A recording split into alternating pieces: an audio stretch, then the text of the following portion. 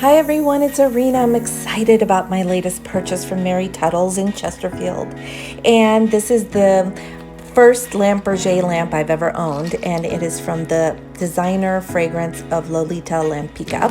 It comes with fragrance oil, and it also comes with a beautiful Berger lamp, which looks like the perfume bottle. And it also comes with some essentials as well.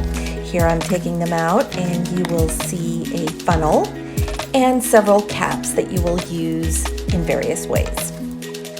So step one would be to fill your Berger lamp with the fragrance oil, and this is what I'm doing. You want to have it 2/3 full.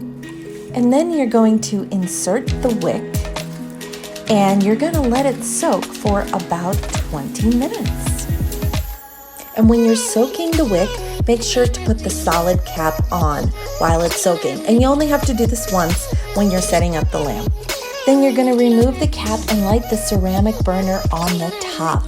You're going to see a big flame, but don't worry, it's supposed to be that way. No smoke, no soot. It is just going to get that ceramic stone at the top nice and hot. Then give it about 2 minutes and you'll be ready to blow it out.